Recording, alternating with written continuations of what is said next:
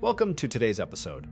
I am going to tell you three true stories about people who made choices that are so shocking, you will find yourself leaning in closer just to make sure you heard that right. These are stories about individuals who were absolutely convinced they were doing the right thing, only for their decisions to blow up in their faces in the most bizarre ways imaginable. One weekday morning in March of 1995, a man named Luther Charles sat on the porch of his parents' house in St. Louis, Missouri. In his hands, he held the morning newspaper, still smelling of fresh ink. Both of Luther's parents had already left for work hours ago. They had normal, stable jobs that paid the bills and kept a roof over their heads. But Luther was still sitting on that porch because he did not have a job. In fact, he had not held a single job in the last 5 years. Now, it was not because Luther was lazy or did not want to work. The truth was, Luther desperately wanted to be a professional actor. He wanted it more than anything else in the world. He had spent the last 5 years doing absolutely nothing but auditioning.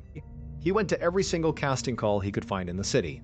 He would wake up early, make a cheap cup of coffee, and sit on the edge of his bed practicing his vocal warm-ups. He had auditioned for local commercials, small community theater roles, and even background roles in films that were passing through town.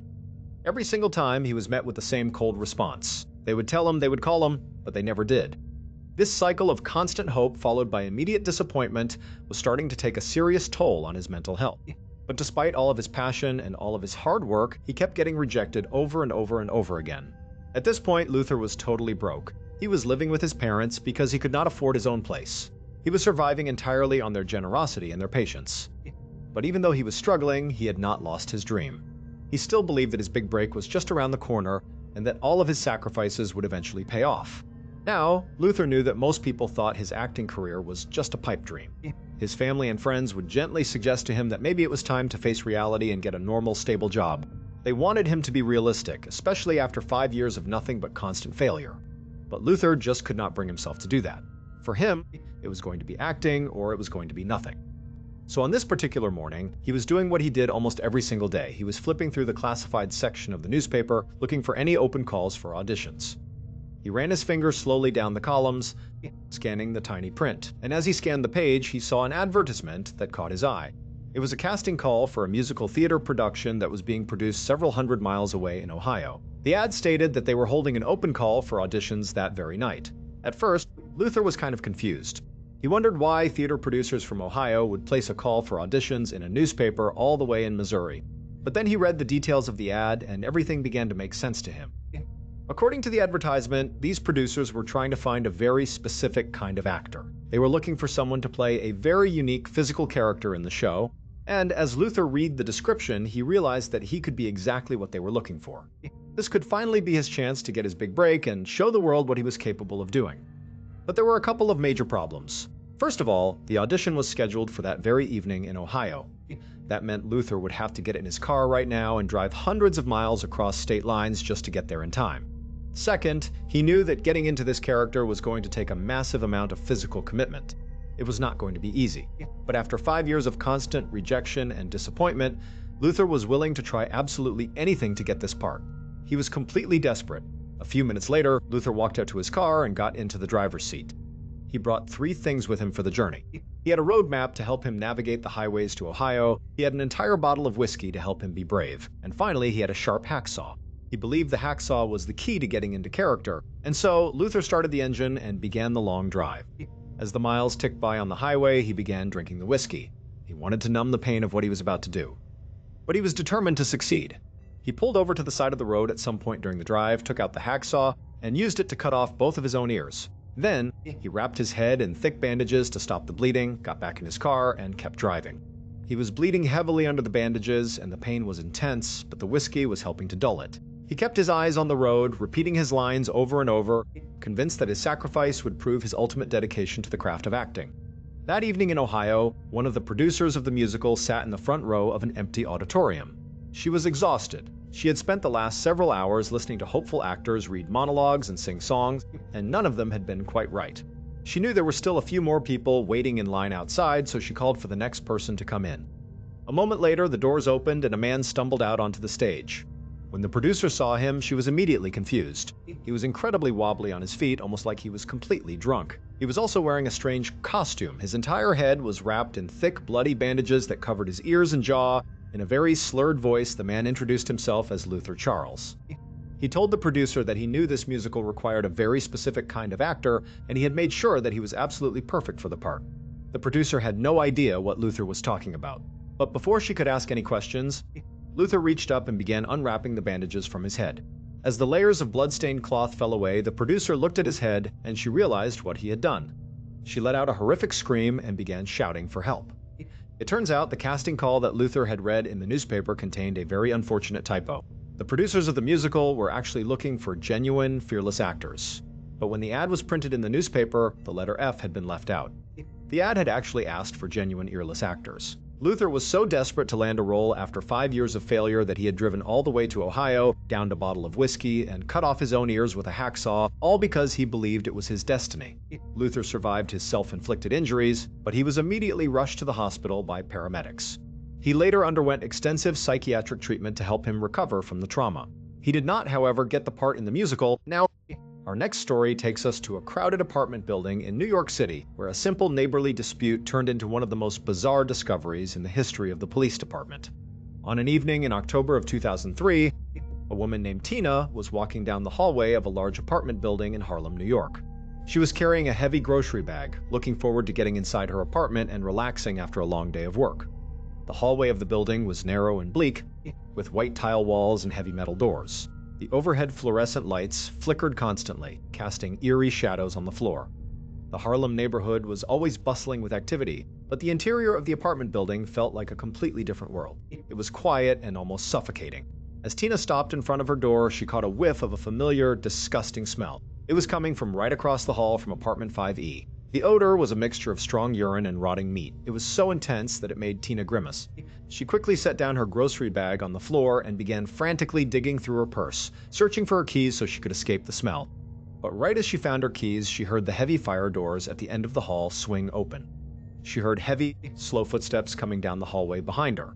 Tina turned around to look, and when she saw who it was, she immediately began to panic. Walking down the hallway towards her was Antoine Yates, the young man who lived in apartment 5E. Antoine was a tall, quiet guy, and lately, he had been acting incredibly strange. On this evening, Antoine was dragging a massive burlap sack behind him. It looked like it was filled with heavy sand, and he was sweating from the effort of moving it. Tina did not want to interact with Antoine at all. She did not want to make eye contact. So, as fast as she could, she jammed her key into the lock, opened her door, threw her grocery bag inside, and scrambled in after it. She slammed the door shut, turned the deadbolt, and leaned against the wood, breathing a sigh of relief. Now, Tina did feel a little bit guilty for being so obviously rude to Antoine. He had lived in the building for years, and at one point, she had actually thought he was a very nice, polite neighbor. But over the last several months, Antoine had become a complete recluse. He almost never left his apartment. As far as Tina could tell, Antoine only stepped outside about once a day, usually for less than an hour, to buy groceries or run a quick errand. The rest of the time, he was locked inside apartment 5E. And then there was that horrific, unbearable smell that constantly leaked out from under his door and into the hallway. Tina would hold her breath from the moment she stepped out of the elevator until she got inside her apartment, but even then, she could still smell it. It was like living next to a landfill. But the most alarming thing was the noise. At all hours of the day and night, Tina would hear massive, loud crashing sounds coming from inside Antoine's apartment. It sounded like heavy furniture was being thrown against the walls. The impact was so strong that it would sometimes make the pictures on Tina's walls shake. But as far as Tina knew, Antoine lived completely alone. He never had any guests over. It was just him in there, making all of that noise. Tina had no idea what Antoine was doing inside his apartment, but she assumed it could not be anything good. Still, she did not want to get involved. She decided the best thing she could do was just stay in her own apartment, keep her door locked, and try to ignore the chaos across the hall. A couple of days later, Tina went down to the building lobby to check her mail. While she was standing at the mailboxes, she ran into a woman named Joyce. Joyce lived in apartment 4E, which was located directly underneath Antoine's apartment. Tina said hello, but as she opened her mailbox, she noticed that Joyce had a very serious, worried look on her face. Tina asked her if everything was okay. Joyce looked around the empty lobby, then stepped closer to Tina and lowered her voice. Joyce explained that the night before, she had noticed a liquid dripping down from her bathroom ceiling. At first, she thought it was just a leaky pipe or maybe an overflowing bathtub in Antoine's apartment. But when she got a rag and wiped up the liquid, she realized it was not water. It was bright yellow and it smelled strongly of urine. Then, Joyce leaned in even closer to Tina and whispered that the dripping pee was not even the weirdest part. She said that sometimes, late at night when the entire building was completely silent, she could hear a low, deep whimpering sound coming from Antoine's apartment. It sounded like some kind of large animal or maybe even a person crying out in distress. When Tina heard this, her heart began to pound in her chest. She'd been trying to ignore the strange things happening across the hall, but now that she knew Joyce was experiencing these bizarre things too, she felt like they could not just ignore it anymore. Tina suggested to Joyce that they should contact the housing authority and demand that someone come out to inspect Antoine's apartment. But Joyce shook her head. She said she had already called the housing authority multiple times, and they had completely ignored her complaints. So, Tina told Joyce that they should get a group of neighbors together. If they went to the housing authority as a united front, they would have to take them seriously. Joyce agreed that this was a great idea. The two women exchanged phone numbers, and then Tina headed back up to her apartment. But the very next afternoon, before Tina had a chance to talk to any of her other neighbors, she came home from the grocery store and walked into the lobby of the building, and she was stopped dead in her tracks by a shocking sight. There on the tile floor of the lobby was Antoine Yates. He was lying on his back, writhing in pain and screaming at the top of his lungs. Two police officers were kneeling over him, trying to keep him still. Antoine was covered in blood. He had deep, gaping wounds torn into his arms and his legs. It looked like he had been shredded by something incredibly sharp. Tina was terrified. She did not know what was happening, so she clutched her groceries and ran past the scene as fast as she could. She rushed up the stairs, down the hallway, and locked herself inside her apartment. Once she was safe inside, her curiosity got the best of her. She ran over to her window and looked down at the street below. A few moments later, she saw an ambulance pull up to the building with its lights flashing. Paramedics jumped out, ran inside, and then wheeled Antoine out on a stretcher. They loaded him into the back of the ambulance and sped away. Tina stood at the window, expecting the police to come up to the 5th floor and break down Antoine's door. She was certain that whatever had caused those horrific injuries to Antoine was still inside apartment 5E. She waited for an hour, listening closely for the sound of sirens or heavy footsteps in the hallway, but she heard nothing. In fact, when she looked back out the window, she saw the two police officers get back into their squad car and drive away. Tina was completely baffled. She could not comprehend what Antoine could have possibly told those officers to make them leave without checking his apartment. He was covered in massive wounds, and yet they just drove off. At this point, Tina realized she could not stay silent. She was worried that there might be someone else inside that apartment who was seriously hurt, or perhaps some kind of dangerous, illegal activity was taking place right across the hall from her. So, even though she was terrified of getting involved, Tina picked up her phone and called the police. She told the dispatcher about the horrific smell, the constant crashing noises, the liquid dripping through Joyce's ceiling, and the fact that Antoine had just been rushed to the hospital with mysterious, deep wounds. The police promised to look into the matter, but for several hours, nothing happened. The next day, Tina was coming home from work when she noticed a massive crowd of people gathered on the sidewalk outside her apartment building. There were hundreds of neighbors standing there, all pointing and looking up at the side of the building. Tina looked up, and she was stunned by what she saw. A police officer in full tactical gear was rappelling down the side of the building from the roof. He was carrying a large rifle and several other weapons. He descended slowly, floor by floor, until he stopped right outside the window of apartment 5E, Antoine's apartment.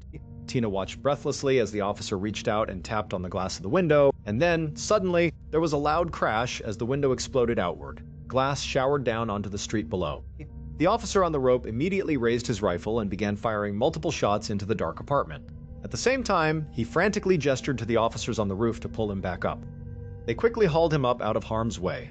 A few minutes later, the front doors of the building burst open and a half-dozen police officers came running out onto the sidewalk. They were carrying a massive, heavy blue tarp between them. It was clear that there was something incredibly large and heavy resting inside the tarp. As the officers carried the tarp past the crowd of onlookers, Tina managed to catch a quick glimpse of what was inside. And that was when she finally understood the truth. It turns out Antoine was not a violent criminal who was keeping a human prisoner in his apartment. Instead, he had a very unique, highly illegal pet. For the past several years, Antoine had been sharing his small Harlem apartment with a 400-pound Siberian tiger named Ming. Antoine had purchased Ming when the tiger was just a cub, and he had raised him inside the apartment.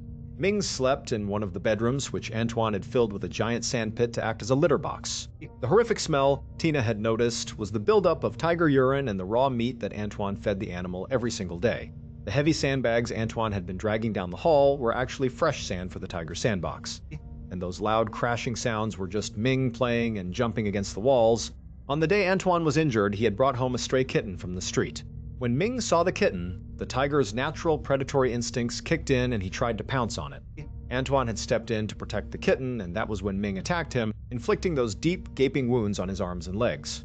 Both Antoine and Ming survived the incident. The police officer who fired into the apartment had actually been using a tranquilizer gun, not real bullets. Ming was safely put to sleep, carried out of the building in the tarp, and eventually transported to a wildlife sanctuary in Ohio where he could live in a proper environment. Antoine was arrested and charged with reckless endangerment for keeping a wild predator in a residential building. Amazingly, the little stray kitten survived the entire ordeal without a scratch. Now our final story takes us to the quiet town of Swissvale, Pennsylvania. At exactly 2:45 in the afternoon on January 6, 1995, a 45-year-old man named MacArthur Wheeler walked towards the front doors of a bank. He was dressed in a big blue parka, and in his pocket he was carrying a loaded semi-automatic handgun. MacArthur was about to rob this bank at gunpoint, but weirdly, he did not feel nervous at all. He was completely confident because he and his friend Clifton Johnson had spent days planning every single detail.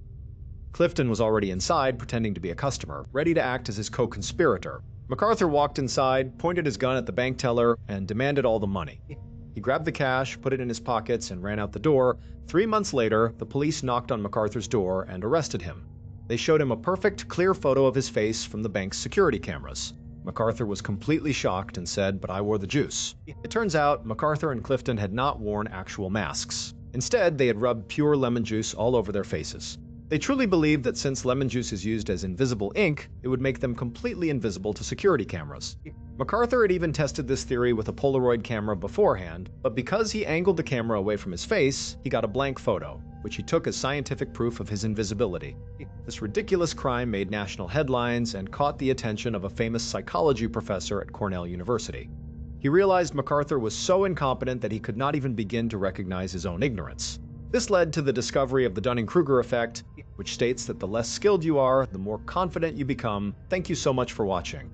Let me know what you thought of today's episode in the comments. And remember, we have a whole playlist of true crime episodes ready for you to binge right now. Until next time, see ya.